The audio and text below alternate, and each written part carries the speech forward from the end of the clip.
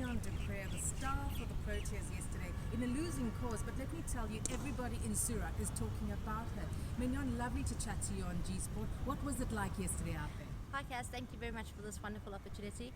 First things first, I think it was awesome. This was the biggest crowd. To actually have a full house at a women's game was absolutely amazing. The atmosphere was insane.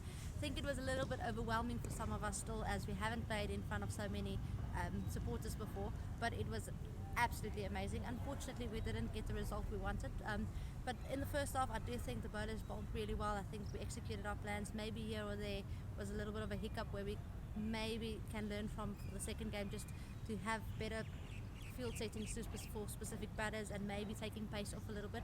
I think that's something when we batted in the second half they've done really well, is taking pace off, and the wickets, as we know, when you play in India, it's going to turn, and I think from a batting point of view, that's one of the areas we've been focusing on today quite a bit, is just our options against spin. I think most of the girls are fantastic. They're so good against playing spin, but it's just on the day to back yourself and back your plan. So I think those are the things we're working on today, and from the looks of it, the girls are in really good space. When you came in 6 wickets down, you looked like you came in with the stage set for you. Who is this new Mignon du Preez that we're seeing? Sometimes I'll surprise myself. I think one of the things, maybe turning 30, was maybe with old age comes a little bit of wiseness. But I think for me, it's all about, I know, like, obviously my cricket career is going to be limited. It's not going to last forever. That's one of those things. It's reality.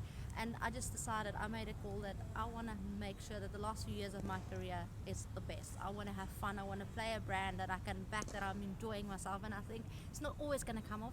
Fortunately, last night it did pay off a little bit. But I think what I've seen, if you're in a positive space and you back yourself, you're more likely to get a little bit of luck on your side. And that's definitely the way I want to play continuing forward. The aggression was good because it seemed controlled. You seemed to be in a good space. What are you saying to the young batters in terms of the things that you've been learning along your journey? I must say something that's really struck me. I've been working with the coach back home, Peter, and one of the things that we've worked on really is about actually before the ball telling myself to wait for the ball, but I'm actually doing it over and over again. So I would stand there and say, wait for the ball, wait for the ball. Because usually I would say, wait for the ball, and then stay, and then there's time that it's quiet, and then I start overthinking. So I think one of those things was actually I just keep on telling myself wait for the ball, and I think that cancel out the noise. I'm just thinking about playing each ball on merit. And then the second thing that actually really helped me quite a bit is to think about an area I want to score. So maybe look at the gaps, but not think about a specific shot I want to play to that area. So I still play the ball on merit. So I would identify, okay, probably there's a big gap between cow and long on, and there's a big gap straight over the bowler or over extra, and then still play the ball as I see it. But I've identified areas where I can possibly score, and I think that's the one thing that I've tried to definitely chat about the young girls, is back themselves, play positive intent. It's not always going to come off, but I think we get in trouble when we start either being a little bit panicky, fear of failure, not necessarily backing your plan, and I think that's one of the things that we especially want to start creating an environment where we can flourish, where people can go out there and play the best brand that they can.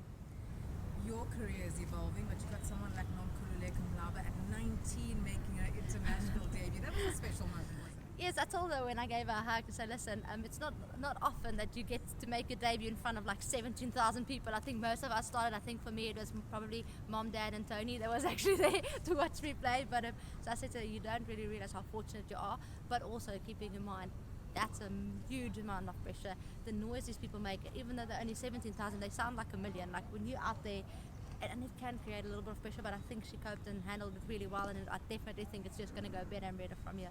What's the vibe ahead of the second T20 international? No, obviously all goods. I think as South Africans we know we can bounce back, and I think that's the one thing that we want to do. I think the thing is there was a bit of disappointment because we knew there was a few areas that I think we actually had the game and we lost it due to some errors we made. So I think for the second game the girls are really pumped up to come back stronger and prove a point that we are more, and that we are South African, and that we do bounce back stronger, and we want to also, I don't know what's a nice way, piss off the fans a little bit. What's a nice word to say? But I think all in all, we just want to come back stronger. Finally, I've been looking at social media, and you're literally all over the world. Everyone's talking about you, and I hear someone says we should launch the Minx Army. What do you think about that? I like the sound of it. Thank you very much. That would be pretty cool. I'm not sure how it's going to go. It's like the Barmy Army, Minxie Army. Mingxi Army. Yeah, I think I can like the sound of that.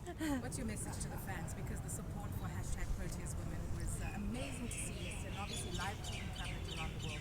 Yeah, I think it was really special that it was on Heritage Day, a public holiday back home, and that we can actually, there was no rugby, there's no bench cricket, so everybody was glued to the TVs to actually watch us play. And I just want to say thank you very much for all the support. It means more than you'll ever know, and please continue to support the girls. We're going to fight back, come back stronger, and hopefully we can put a smile on your face. Thanks always for a great chat. My pleasure.